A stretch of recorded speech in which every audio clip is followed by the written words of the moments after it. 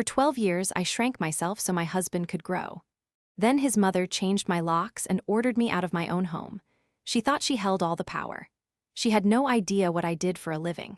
There is a particular silence a house makes when it no longer wants you in it.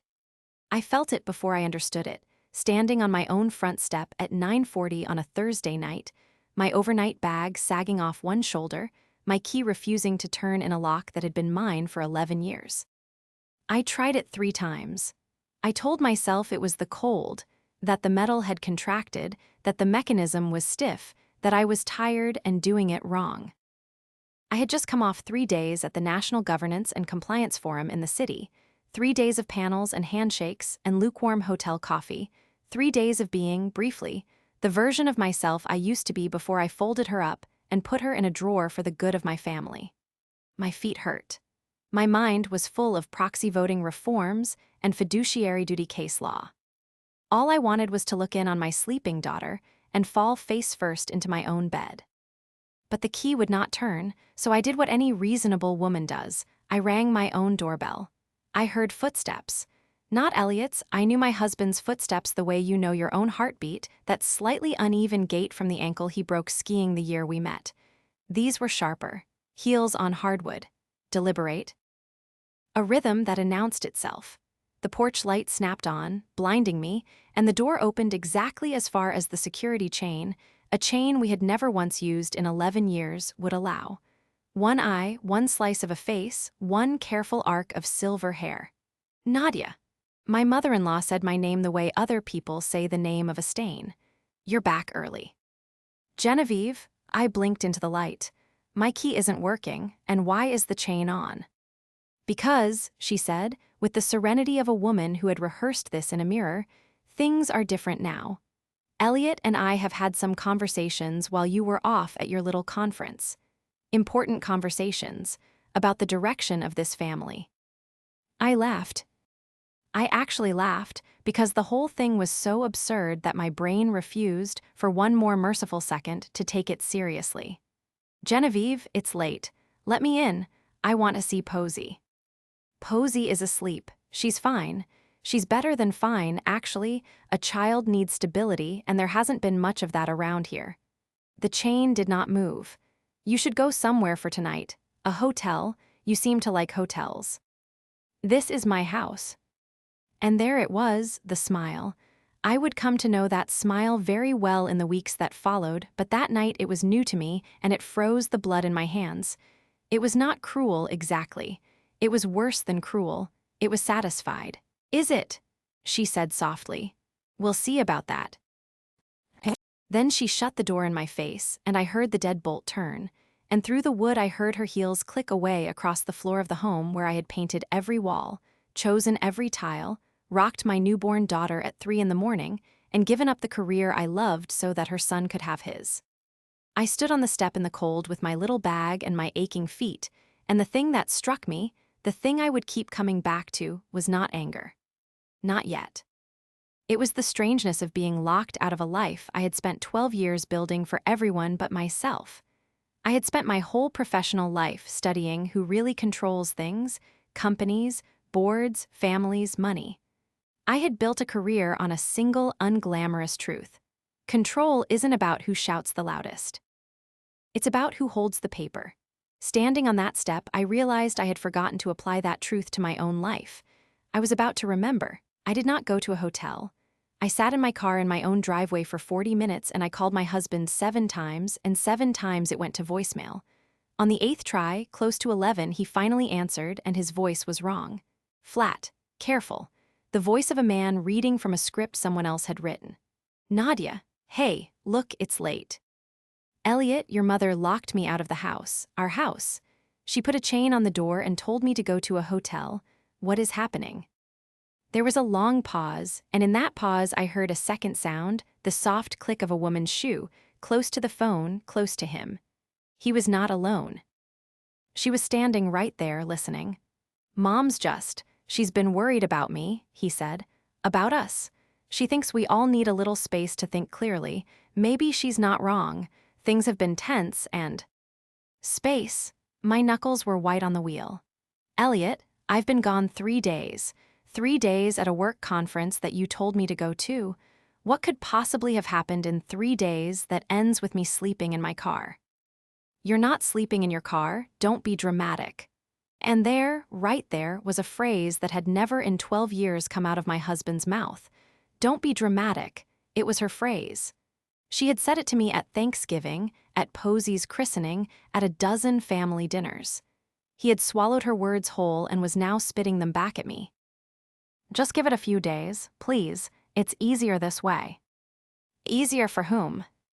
He hung up. I want you to understand what that did to me, because if you have never had the person you built your entire life around suddenly speak to you in a stranger's voice, you cannot know how the ground tilts. I did not cry. I have never been much of a crier. My mother raised me to save my feelings for later and spend my energy on the problem in front of me. But I sat in that driveway with my whole body shaking, a fine tremor in my hands I could not stop, and I felt something old and cold and professional wake up in the back of my mind. I drove to my sister Iris's apartment across town. She opened the door in her robe, took one look at me, and put the kettle on without a single question. That is the kind of sister to have. The next morning, I did the only thing I could think to do. I tried to be reasonable. I texted Elliot that I was coming to collect some things and to see Posey, and I drove back to the house at 10. This time the door opened, and Genevieve stood there in the front hall like a customs officer at a border crossing, and behind her, on the little antique desk she had somehow moved into my front hallway, I saw it for the first time. The letter opener. It was brass, heavy, shaped like a miniature dagger, with a handle worn smooth by generations of Ashworth hands. Genevieve had brought it with her, along with a leather blotter and a stack of the family's correspondence, and she was, at that very moment, using it to slit open an envelope with a slow, ceremonial pull, a clean, practiced motion, the paper parting with a soft rasp. She did it without looking, the way some people breathe. You can see Posey for 1 hour, she said, sliding a letter out of its ruined envelope. In the living room, supervised. I think that's more than fair, given the circumstances. What circumstances, Genevieve? There are no circumstances. You've decided this.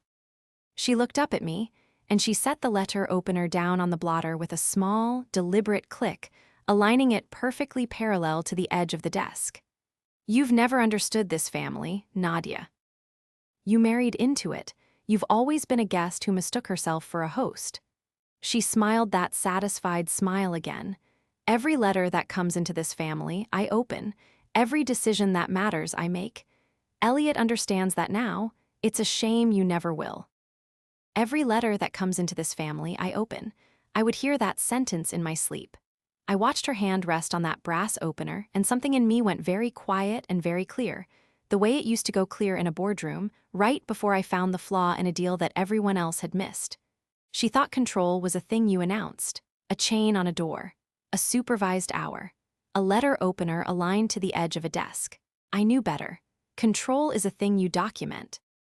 And I had spent my entire career learning exactly where families like this one hide the documents.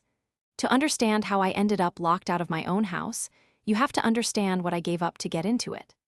I met Elliot Ashworth 14 years ago when I was a securities compliance officer at a firm that audited mid-sized companies for exactly the kind of governance failures that sink businesses and land executives in front of regulators.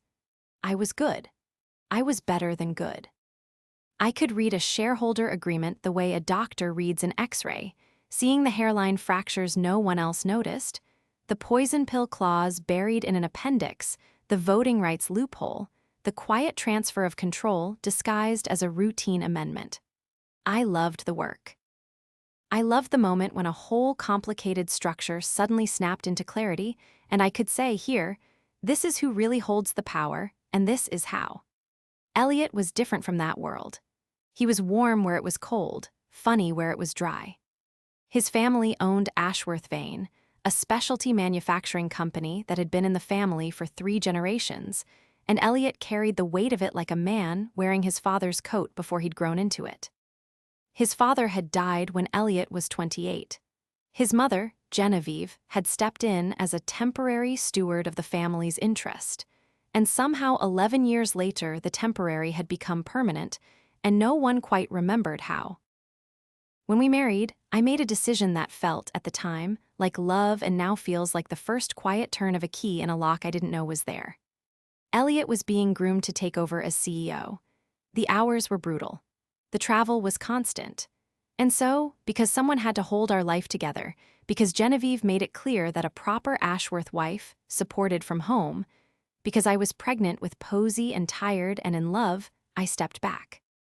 I took consulting work I could do from the kitchen table.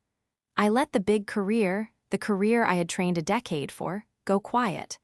I told myself it was temporary too. I want to be honest about my sacrifices, not because I want your pity, but because I need you to understand the shape of the betrayal. I was the one who stayed up rehearsing Elliot's board presentations with him. I was the one who, when the company nearly lost a major client 3 years ago, quietly restructured the terms of the renewal contract on a legal pad at midnight, terms that saved the account and that Elliot presented to the board as his own, with my blessing, because I wanted him to shine. I built the man they call CEO. I just did it from the wings, where his mother could pretend I didn't exist. And Genevieve, let me tell you about Genevieve. She was not, on the surface, a monster. She was elegant, precise, unfailingly polite in public. She sent thank you notes. She remembered birthdays. And she had spent 12 years doing something so subtle that I did not see the full pattern until it had nearly swallowed me. She isolated her son. It started small. Family dinners that were just family, meaning Genevieve, meaning not my sister, not my friends. A slow campaign against everyone in Elliot's life who might have loved him without needing something from him. His college friends drifted away after Genevieve made them feel unwelcome one too many times. His own late father's brother, a kind man who'd once been close to Elliot, was quietly written out of the family's gatherings after he questioned one of Genevieve's decisions. She pruned Elliot's world like a hedge, cutting away every branch that grew in a direction she hadn't chosen, until the only person left standing at the center of his life, casting shade over everything, was her. I should have seen it aimed at me sooner. But there was one moment, about a month before that locked door, that I keep returning to now. We were at a Sunday lunch, just family, of course, and Elliot mentioned offhand that the board was considering a reorganization of the company's share classes. It was technical, dull, the kind of thing most spouses would tune out. But I didn't tune out. It was my whole world once. And Genevieve, buttering a roll, said without looking up, the Class B conversion. It'll consolidate the voting nicely." Elliot blinked. "I don't think I mentioned Class B, Mom." She smiled and changed the subject to the weather. But I sat very still, and I felt the cold clarity settle over me, because Elliot was right, he hadn't mentioned it. He didn't even know the details yet. I could tell from his face. And there was no legitimate reason on earth for Genevieve, who held no formal role at the company, who was supposedly just a worried mother, to know the specifics of a confidential board proposal about voting share consolidation. Unless someone was feeding her everything. Unless she wasn't a worried mother at all. Unless the woman who opened every letter that came into this family had her hand a great deal closer to the company's throat than any of us had ever let ourselves believe. I said nothing. I buttered my own roll, but I filed that slip away in the same clear, cold drawer of my mind where I kept every hairline fracture I'd ever found in every deal I'd ever audited. A month later, she changed my locks, and she made one catastrophic mistake in doing so. She assumed the guest at the table had never learned how the house was built. Grief is a passive thing. Strategy is not. I gave myself exactly one night on my sister's couch to be a wounded woman, and by the second morning, I had made a decision that changed everything. I was done being a guest in my own life. I stopped asking to be let in. I started figuring out who actually held the paper. Because here is what Genevieve did not know about me, what she had never bothered to learn in 12 years of treating me like the help. She thought I was a woman who did some consulting from the kitchen table. That was the story she told herself, and it was a story I had let her believe, because it was easier and because I had no reason to correct her. But the truth was that I was one of the most experienced corporate governance consultants in the region. I advised boards on exactly the kind of ownership structures Ashworth Vane was built on. I had spent my career reverse engineering how families like the Ashworths hid, transferred, and stole control from one another through documents most people never read. Genevieve had installed herself as the shadow power of a family company by exploiting the one thing she was certain of: that no one in that family understood how the machinery of ownership actually worked. She was right about everyone except me. I started with a legal pad and a pot of coffee at Iris's kitchen table, and I built a map, the same kind of map I'd built 100 times for paying clients. Who owned what, who voted what, who had signed what and when and under whose influence. I knew Ashworth Vane's rough structure from years of dinner table osmosis, but rough wasn't enough. I needed the actual instruments: the share ledger, the shareholder agreement, the board minutes, the trust that held the founding family's stock. And this is the part I want to be very clear about, because it matters. I did not do anything I was not entitled to do, and I did not do anything in the shadows. Every single thing I obtained through legitimate, documented channels. That was the whole point. Genevieve operated in whispers and slips of paper on an antique desk. I was going to beat her in the daylight, using the exact rules she thought she'd mastered. My first call was to Marguerite Dunlap. Margot had been the corporate secretary of Ashworth Vane for 22 years. She had served under Elliot's father, and she had watched Genevieve's slow, quiet capture of the company with the silent horror of a woman who kept meticulous records and had no power to act on them. Margot and I had always liked each other in the specific way that competent women in a room full of blustering men come to recognize one another. Over the years, at company functions, we'd exchanged glances across ballrooms that said everything. I called her on the second morning, and I did not soften it. "Margot, it's Nadia. Genevieve has locked me out of my house, and she's isolating Elliot.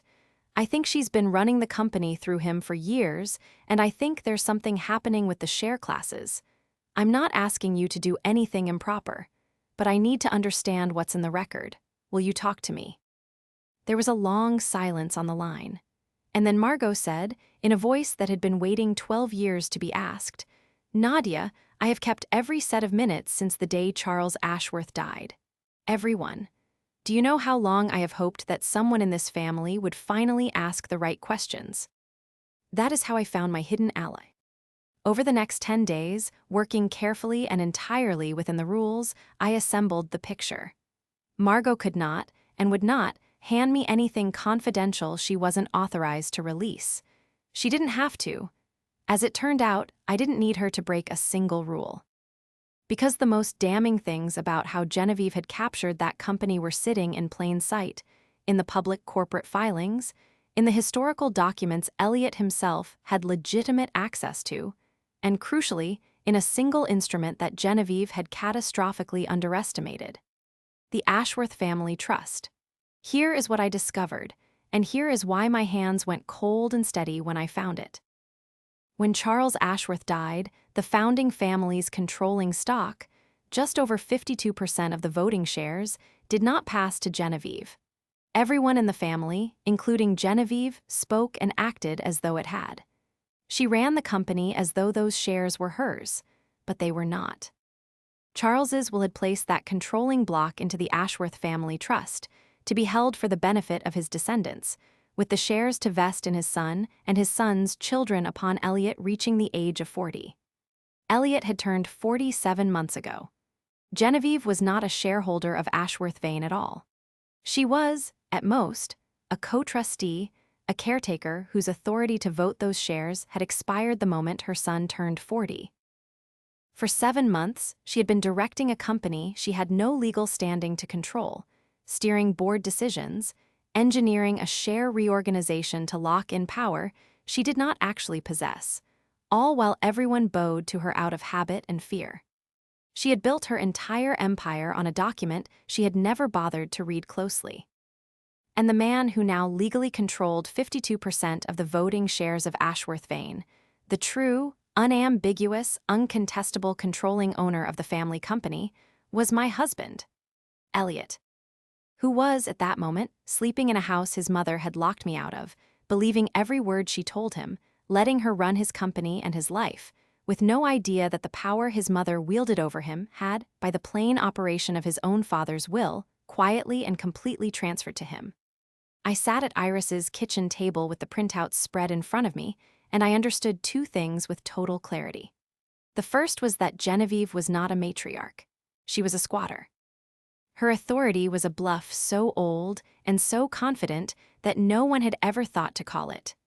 The second was that I was the only person alive who both understood the bluff and had the credentials to expose it in the one room where it would count. I picked up my phone and I called Margot back. "When," I said, "is the next full board meeting?" The next board meeting was in 18 days. That was my clock.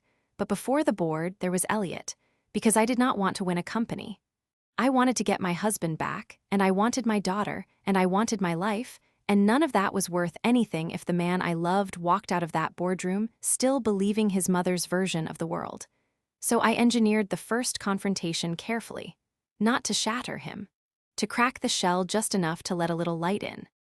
I knew Genevieve controlled Elliot's schedule now, screened his calls, sat in on his meetings. But I also knew my husband, and I knew that on Wednesday mornings he took Posey to school himself. It was the one ritual he had never surrendered, the 1 hour his mother had not yet managed to prune away. I was counting on that hour. I was counting on the fact that even a man being slowly erased holds on to one thing. I waited outside the school. When he came down the steps after dropping Posey at her classroom, alone, no Genevieve, no script, he stopped dead when he saw me. "Nadia. You can't just. 10 minutes, Elliot, in your car, then I'll go, I promise." He looked around like a man checking for cameras, and then, because some part of him was still the man I married, he nodded. We sat in his car in the school parking lot. He gripped the wheel and stared straight ahead. "I know how this looks," he started, "but Mom's right that things got out of control. You're always working or thinking about work," and she said, "Elliot, what did the board decide about the Class B conversion?" He turned and stared at me. "How do you that's confidential?" "It's not confidential to me because I'm the person who understands it better than anyone in that boardroom. Your mother is pushing a share class reorganization. Do you know what it actually does? Do you understand the structure, or did she just tell you it was housekeeping and slide it in front of you to sign?" His silence was its own answer. "It consolidates voting control," I said quietly, "into a single class that your mother has positioned herself to direct. She's using you as the signature and herself as the hand. Elliot, when did you last make a decision at that company that didn't originate with your mother?" "That's not fair. She's protecting the family." "When," I said, "did your father's will vest the trust shares?" And there it was, the flicker, the tiny hairline fracture in his certainty, because he didn't know. He genuinely didn't know. His mother had never told him, and he had never thought to ask, and for 7 months he had walked around as the actual controlling owner of a company he believed his mother controlled. "What are you talking about?" he said, but the flatness was gone from his voice. Something underneath it had started to move. "Ask her," I said. I did not hand him the documents. Not yet. That would have felt like an ambush, and an ambush he could rationalize away. Instead, I gave him a single thread to pull. "Just ask your mother one question. Ask her who legally owns the founding family's controlling shares as of your 40th birthday. Watch her face when you ask it. That's all I want. Then decide who's protecting whom." I got out of the car. I did not look back. My mother taught me that to plant the seed and let it do the growing, you can't yank a thing up by the roots to check if it's sprouting. That night, Genevieve called me. For the first time in 12 years, she called me herself. Her voice was not serene anymore. It had an edge to it, a hairline crack of its own. "I don't know what you said to my son this morning," she said, "but you will stop filling his head with your poison. You're a bitter woman who gave up her little career and now can't stand to see this family succeed without you at the center of it." "Genevieve," I said calmly, "did you answer his question?" A pause, a dangerous one. "There's nothing to answer," she snapped. "That trust is a formality. I have run this company for 11 years. I know how it works far better than some part-time consultant who plays at business from her kitchen. You will not manipulate my son with paperwork you don't understand." And there, right there, she made her second fatal error. Because a person who truly held the power would never have felt the need to say, she understood it better than me. Confidence doesn't explain itself. Only bluffs do. She had felt the floor shift under her, and instead of checking whether it was solid, she'd started shouting that it couldn't possibly move. "Paperwork I don't understand," I repeated softly. "Genevieve, understanding that paperwork is what I do for a living. It's the only thing you never bothered to learn about me. I'll see you at the board meeting." I hung up before she could answer. The bluff had been called, she just didn't fully realize it yet. Genevieve did what cornered people always do. She escalated. The next morning, I received a formal-looking letter, hand-delivered, informing me that Elliot had requested space, and that any further attempts to contact him or come to the family home would be treated as harassment. It was signed by Genevieve. It was, of course, opened and resealed. I could see the clean, ceremonial slit along the top edge where a certain brass letter opener had done its work before the envelope was ever mine. She could not even let a threat leave the house without slicing it open first to be sure it said what she wanted. She also, I learned from Margot, moved the board meeting up from 18 days out to 6. A special session, called on short notice, with a single item on the agenda, ratifying the share class reorganization. She was trying to slam the door shut before I could get a foot in it, to lock in her control through a vote before anyone thought to question who actually held the votes. It was a desperate move, and it told me she was frightened. But it also told me my window had just shrunk from 18 days to 6, and I had a problem. I was not a shareholder. I was not a board member. I had no legal right to walk into that room at all, but my husband did, and so did the trust. Meanwhile, the full picture of who Genevieve was kept getting darker. Margot, going back through 22 years of minutes she was authorized to review, helped me see the pattern I'd only glimpsed at the dinner table. This was not new. Genevieve had done this before. When Charles died, there had been another trustee named in the will, a family friend, an accountant named Warren Pell, meant to serve alongside Genevieve as a check on her power. Within a year of Charles's death, Warren Pell had resigned under murky circumstances, and the minutes recorded in Margot's careful hand that he had done so after raising concerns regarding the trustee's independence, concerns that were noted and then buried. Genevieve had isolated her co-trustee exactly the way she isolated everyone. Quietly, patiently, until he gave up and walked away, and she was the only one left holding the pen. She had been running this play for a decade. Warren Pell was just the first person she erased. Elliot's uncle was another, his college friends, me. She built her power the same way every single time, by making herself the last person standing next to someone vulnerable, and she had gotten away with it for 11 years because no one who understood the structure had ever been willing to fight her. I tracked down Warren Pell. He was retired now, living 2 hours away, and when I explained who I was and what was happening, he was quiet for a long moment. "I always wondered," he finally said, "if someone would ever come asking."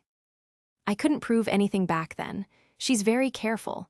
But I kept my copy of the trust instrument and my resignation letter, the real one, the one that says why I actually left, not the sanitized version she had entered into the record. A pause. "Do you want them?" "Yes," I said. "But only if you're willing to say, on the record, at a board meeting, what you just told me." Another long silence. Then, with the quiet resolve of a man who had spent 11 years wishing he'd fought harder, it would be my honor. Now I had it, not a rumor, not a slip at a dinner table. A former co-trustee, driven out, willing to testify. A trust instrument that plainly showed the controlling shares had vested in my husband. Public filings showing Genevieve directing votes she had no authority to cast, and a corporate secretary of 22 years standing ready to confirm the record. The second confrontation came 3 days before the board meeting, and this time I did not do it alone. Elliot came to me. He showed up at Iris's apartment on a Sunday evening, unshaven, hollow-eyed, and when Iris let him in, he looked at me across the room like a man who had woken from a long dream to find his house on fire. "I asked her," he said. His voice was barely holding. I asked her who owns the trust shares now. Nadia, she wouldn't answer me. My own mother wouldn't answer a straight question about my own father's will. She told me not to be stupid. She told me it was handled. And I realized, he stopped, his jaw worked. I realized I don't actually know anything. I've been signing what she puts in front of me for 7 months. For years, I don't even know what I've agreed to. I did not gloat. There was no victory in his ruin. He was still the man I loved, and he was drowning. I sat him down at the kitchen table, and I laid the documents out one by one, the trust instrument, the will, the vesting clause, the filings, Warren Pell's real resignation letter.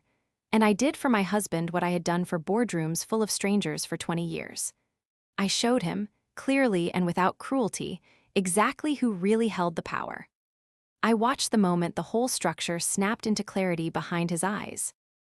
I watched him understand that he was not a puppet after all, that the strings his mother had been pulling were attached to nothing, that the power had been his for 7 months, and that the only thing standing between him and his own life was a bluff and a brass letter opener, and a woman who had been counting on the fact that neither of us would ever read the papers she opened.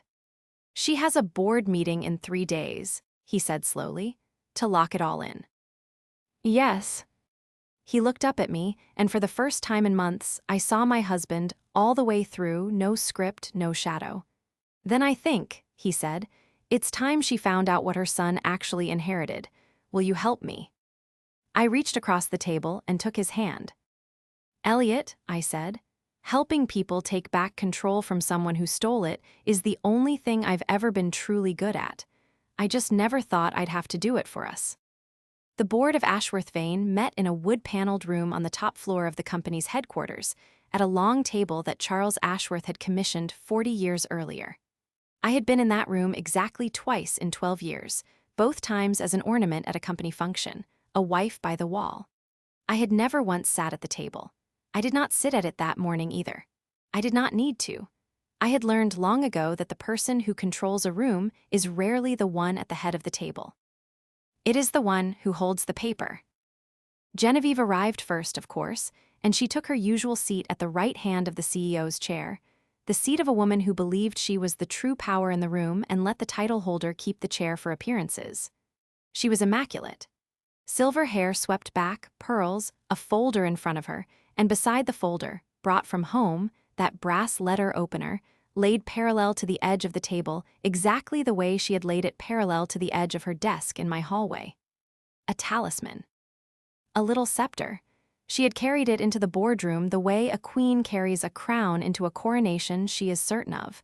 She saw me enter behind Elliot and Margot, and her face tightened, but she did not panic. Not yet. This is a closed board session, she said crisply to the room. Nadia has no standing here. She'll have to wait outside. She's here as my advisor, Elliot said. His voice was steady in a way it had not been steady in months. Under the company bylaws, any director may bring a professional advisor to a special session.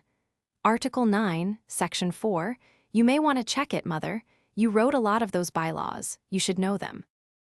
Genevieve's eyes flicked to me, and I saw her recalculate, but she recovered smoothly, folding her hands. Fine. Let's proceed. We have one item, the ratification of the Class B share reorganization, which I've discussed with each of you individually.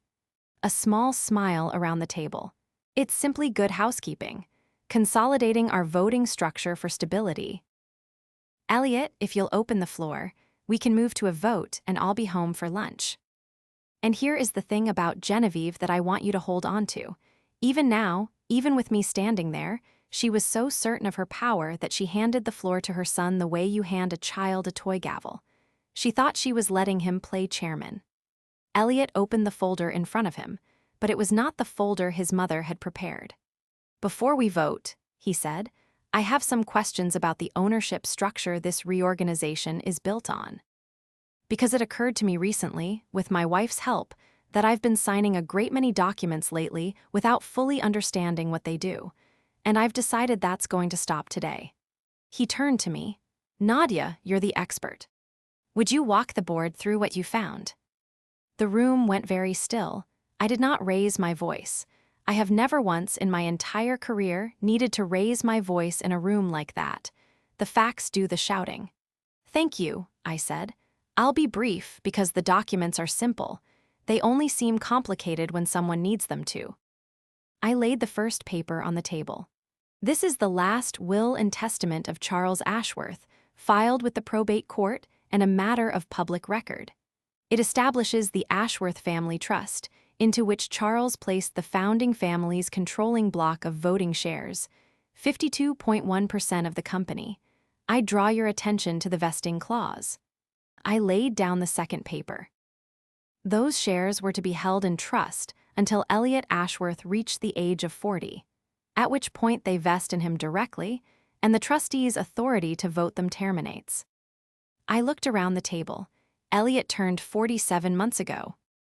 I could hear the clock on the wall. I could hear Genevieve's breathing change. Which means, I continued, that for the past 7 months, every vote cast on behalf of the founding family's shares, including the votes that placed this reorganization on today's agenda, has been cast without legal authority. The trustees' power to vote those shares expired on Elliot's 40th birthday. As of that day, the controlling owner of Ashworth Vane, the holder of 52% of the voting shares, free and clear, is the man sitting in the chairman's seat. Elliot, not the trust, not the trustee, Elliot. That is a lie. Genevieve's hand had found the brass letter opener. Her knuckles were white around it. That trust is a formality. I have run this company for 11 years. Those shares are. Not yours, I said gently. They were never yours, Genevieve. You were a co-trustee, a caretaker. Your authority ended the moment it was supposed to end, exactly as Charles wrote it, and instead of telling your son he had inherited control of his own company, you let him believe you still held the pen. I placed the third document down. This is the trust instrument itself. And this, the fourth, is the resignation letter of Warren Pell, the co-trustee Charles named alongside you to keep you honest. The real letter. The one that says why he actually left. He's downstairs, by the way. He's agreed to speak to the board. Genevieve stood up so fast her chair scraped back and toppled. Get out, she said. Her voice cracked down the middle. All of this, you get out. This is my family. This is my company. I built it. I held it together when Charles died and left me with a grieving boy and a board full of cowards, and I will not sit here and let some bookkeeper's wife tell me. Mother, Elliot said it quietly, and it stopped her the way nothing else in the room could have. Sit down, please.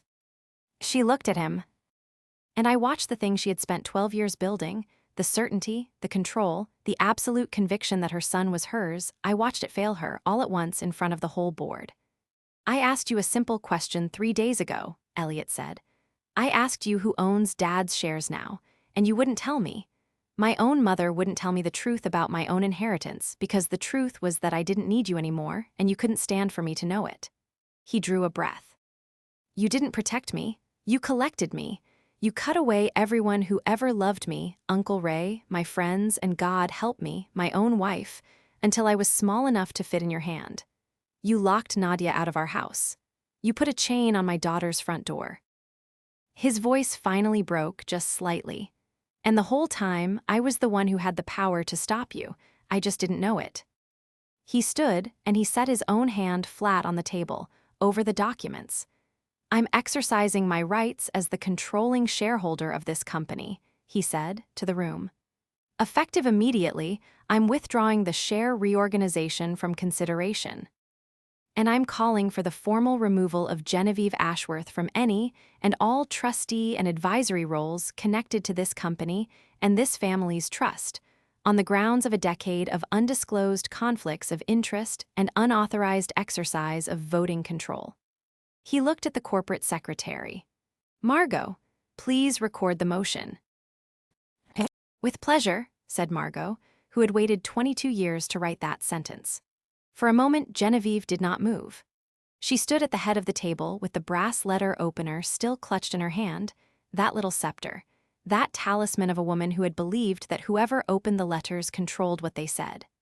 And I watched her understand, finally, that she had spent 11 years slitting open envelopes and had never once bothered to read the one document that mattered. Her hand opened. The letter opener fell to the table with a small, flat, final sound. "Get out of my house," she had screamed at me 3 weeks earlier from behind a chain on a door. She was the one who was escorted out. Genevieve did not go to prison.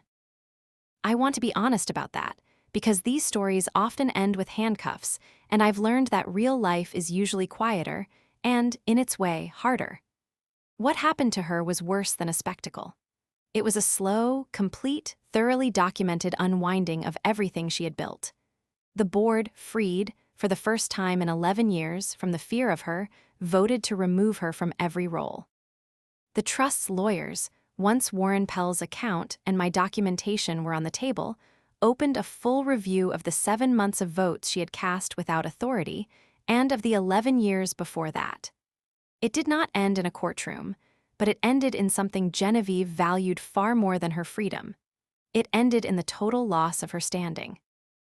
Every institution, every social connection, every board and committee and charity gala where she had reigned as the formidable Genevieve Ashworth learned, in the careful, unstoppable way that such things travel, that she had spent a decade running a company she had no right to run and lying to her own son to do it.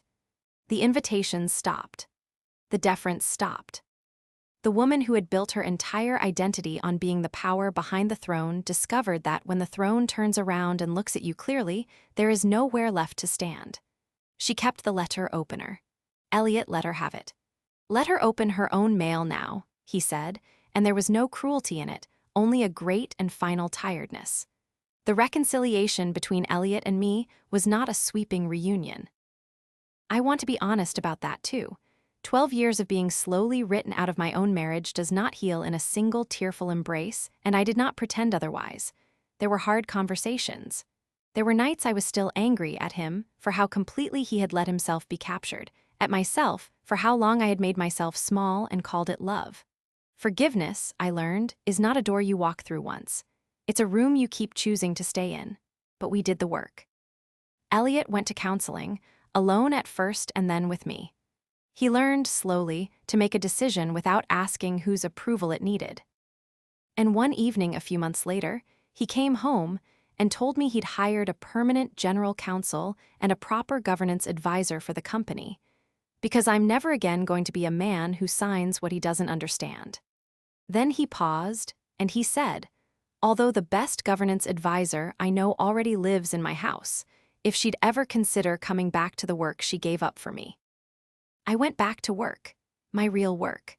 I took a formal, paid, credited role advising the board of Ashworth Vane, and then I took on other clients again, and I felt the part of myself I'd folded up and put in a drawer 12 years earlier stretch out and stand up and remember its own name. Posey has her mother home and her father present, genuinely present, not a man reciting his mother's lines. She will grow up watching a woman who understands exactly how power works and is not afraid to use it in the daylight for the people she loves. I can think of no better inheritance to leave her. Sometimes I think about that night on the front step, locked out of my own life, my key refusing to turn. I remember standing there thinking that control was about who held the paper. I was right. I had just forgotten, for 12 years, that I was the one who knew how to read it. They should never have locked out the woman who understood the house, better than the person who built it.